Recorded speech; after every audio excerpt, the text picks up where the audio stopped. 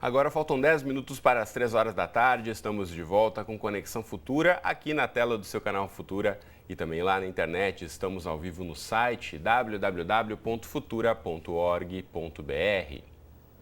E toda empresa com mais de 100 empregados tem obrigação de contratar pessoas com deficiência, independente do ramo de atuação. E cabe às superintendências regionais do trabalho e emprego fiscalizar o cumprimento dessa lei. Mas como será que as empresas estão cumprindo a legislação que prevê cotas para pessoas com algum tipo de deficiência? É sobre esse assunto que a gente conversa agora com Joaquim Travassos Leite. Ele é auditor fiscal do trabalho e coordenador do projeto de inserção de pessoas com deficiência no mercado de trabalho da Superintendência Regional do Trabalho e Emprego do Rio de Janeiro. Joaquim, bem-vindo à Conexão Futura. Tudo bem com você? Tudo bem, Cristiano. Boa tarde. Um prazer recebê-lo aqui. A gente sabe que essa legislação já tem mais de 2 décadas, que as empresas, de certa forma, já tiveram um tempo aí para adaptação a partir do momento que a lei começou a valer. Quero saber de você que trabalha com a fiscalização, como está a implantação de fato dessa lei. Bom, Cristiano, como você mesmo fomentou, assim, a lei já tem 23 anos, mas a gente percebe na prática que as empresas, a maioria das empresas elas ainda não adotaram medidas, digamos assim, básicas para fazer a inserção das pessoas com deficiência dentro de suas organizações. Por incrível que pareça, né? E que medidas seriam essas, então? A gente pensando nas empresas que eventualmente não tinham nenhum servidor, nenhum trabalhador com algum tipo de deficiência, quais os cuidados, como elas têm que se preparar para receber uma pessoa com deficiência? Cristiano, existe um mito, na verdade, nas empresas, quando você fala assim de inserção, as empresas sempre imaginam que ela precisa fazer uma obra muito grande dentro da empresa para poder receber as pessoas com deficiência. Calma, depende muito. Claro que sim, por exemplo, o deficiente visual. Deficiente visual, se ele tiver uma capacitação na área de informática, por exemplo, a única tecnologia que a empresa terá que adquirir, no caso, é um programa de computador que faça essa leitura dos programas para os deficientes. E existem programas que são gratuitos, ou seja, o que ela poderia parecer algo muito dispendioso, na verdade, é até gratuito. Então, as adaptações, nesse caso, do deficiente visual dentro da empresa, será mínimo. Claro, se ela quiser realmente contratar um cadeirante, talvez, se for um prédio, por exemplo, um prédio mais antigo, ela evidentemente precisar fazer obras maiores. E aí talvez, em relação ao custo, não seja tão, digamos assim, estimulante para a empresa. Mas ela tem que pensar que existem várias alternativas. É preciso apenas que ela tenha criatividade. Por exemplo, às vezes acontece a empresa querer contratar um cadeirante, mas alegar que é necessário colocar um elevador na empresa. Quando, às vezes, ela só precisaria trocar, por exemplo, a sala onde a pessoa vai trabalhar para o andar de cima e para o andar de baixo. Pronto, acabou a medida. Então de certa forma, é mais você parar e analisar o quadro da empresa onde você está, ser criativo e achar soluções para conseguir implantar e colocar essa lei em prática. Agora eu quero saber de você de que forma a fiscalização tem atuado, né? A gente sabe que as empresas que não cumprirem essa legislação de ter uma reserva de vagas para pessoas com deficiência são sujeitas a leis. De que forma é feita essa fiscalização e de que forma as empresas são multadas? Justamente. Então, nós temos, como você até falou na abertura, cada estado existe um projeto específico de fiscalização de cota de pessoas com deficiência. Então, aqui no Rio de Janeiro, nós atuamos tanto na capital quanto no interior, que a gente chama das gerências regionais, que no estado do Rio de Janeiro são 10. Então, atualmente, nós temos no estado do Rio de Janeiro 12 auditores fiscais que fazem essa fiscalização das empresas. E como é que a gente faz isso? Nós temos um sistema interno, em que a qualquer momento, a gente consegue identificar as empresas que estão com as suas cotas em aberto.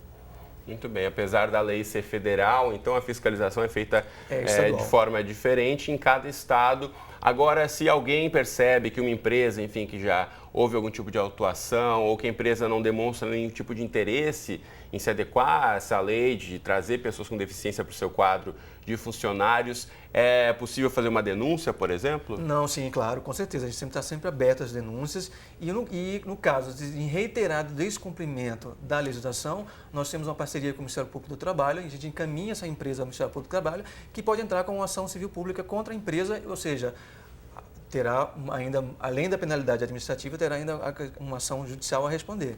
Ou seja, para a empresa não é uma boa experiência o descumprimento reiterado da legislação. E se a empresa, por exemplo, for multada por não ter cumprido a lei e for verificado que ela continuou sem cumprir a lei, ela pode ter a sua multa ainda aumentada a partir daí. E cada atuação, a multa dobra de valor. Muito bem. A gente falou um pouquinho aqui sobre a questão da adaptação do espaço físico, como uma rampa para um cadeirante ou mudar a sala de lugar. Agora, tem uma questão fundamental que é o treinamento ou a adaptação das pessoas que já estão na empresa para receber as pessoas com deficiência. Isso, muitas vezes, é uma das principais dificuldades? Você colocou uma questão importantíssima. Eu costumo falar para as empresas, porque às vezes as empresas até têm uma postura inclusiva, então elas fazem um esforço grande de captação. Só que a gente tem que entender o seguinte: a pessoa com deficiência que for trabalhar num local, um ambiente de trabalho, numa sala em que pode haver outras pessoas também trabalhando com ela, e a gente tem que entender o seguinte: se trata de seres humanos. Então, o que pode acontecer às vezes, você teve todo um trabalho de captação, aí você coloca dentro de uma sala em que você não fez uma sensibilização com os demais empregados. E o que pode acontecer? Nós estamos falando de seres humanos, a natureza humana é assim. Algumas pessoas que nunca tiveram contato com a pessoa com deficiência pode querer se aproximar delas para tentar conhecer e saber como é que é esse universo novo, e tem outras que vai fazer o quê? Elas vão se afastar. E essa atitude de afastamento pode causar para uma pessoa com deficiência o quê? Uma falta de acolhimento. E aí essa pessoa com deficiência não fica na empresa.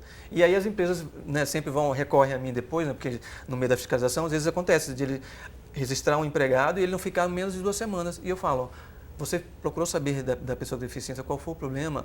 Às vezes é uma questão muito específica, às vezes é apenas uma pessoa dentro daquele setor que, por questões muito pessoais, não encara com bons olhos ter uma pessoa com deficiência lá. Então é importante que a empresa também faça uma sensibilização interna com seus gestores e principalmente com seus próprios empregados.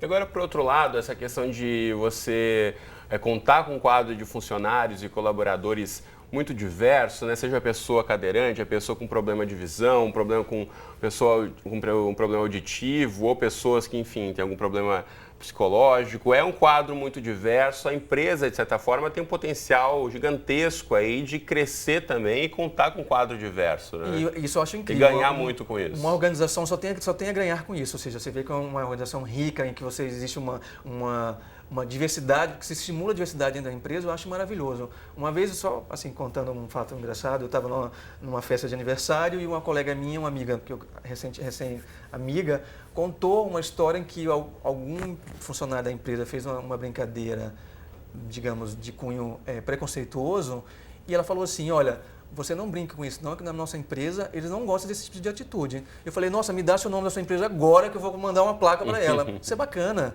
É a questão de você valorizar a diversidade. Então, acho que uma empresa com mais de 100 empregados, que evidentemente as pessoas são muito diversas, quanto maior a diversidade dentro dela, ela só tem a ganhar. Agora, só antes de a gente encerrar, já estamos aqui com um tempinho corrido, mas uma questão fundamental é pensarmos na questão da cultura das empresas. A gente falava um pouquinho antes de começarmos aqui. Existe a lei de reserva de mercado, de reserva de vagas para pessoas com deficiência física, principalmente, ou deficiência intelectual. Agora, parte também das empresas pensarem em abrirem vagas para outros tipos de pessoas que podem incluir aí um quadro de diversidade, seja para os negros ou diversidade sexual. Perfeito. Aí não precisa de lei para a empresa adotar uma postura como essa. Né? Bom, assim, a gente tem essa primeira cota, mas assim, eu percebo na prática que nós vamos chegar lá ainda. Eu acho que é uma questão de organização. Acho que é uma questão de uma politização do debate. Então, uma empresa com mais de 100 empregados que não faz um debate da diversidade com relação à orientação sexual, em relação à questão da raça, do credo e de outras questões, essa empresa, ela, com certeza, não tem uma saúde mental boa, não. Muito Pelo menos é a impressão que eu tenho. Muito bom. Joaquim Travassos Leite, muito obrigado pela participação. Foi um prazer conversar com você. Igualmente. Muito bom. Rapidamente para você de casa, o site do Portal da Indústria, você tem aí várias informações para as empresas que querem estar mais atentas, tem capacitação aqui para essa adaptação dos trabalhadores com deficiência também, então não deixe de acessar portaldaindustria.com.br. E na próxima entrada do Conexão a gente fala sobre audição. Pois é, aproximadamente 16% da população brasileira sofre com algum tipo de perda auditiva. O processo normal de envelhecimento é uma das causas principais, mas há dados que mostram que a perda de audição em idade avançada aumenta também a probabilidade de Alzheimer, por exemplo. A exposição a ruídos nas grandes cidades é uma das outras causas muito comuns. No passado, a exposição se dava principalmente no ambiente de trabalho, por conta de falta de proteção nas fábricas. E você em casa, então, não pode perder essa discussão. Se você gosta de ouvir aquela música bem alta, fique ligado nas dicas do Conexão e mande aí a sua dúvida pra gente no Facebook ou no Twitter. Os contatos estão aqui embaixo para você. E voltaremos daqui a pouquinho, logo depois do programa Nota 10. Até já!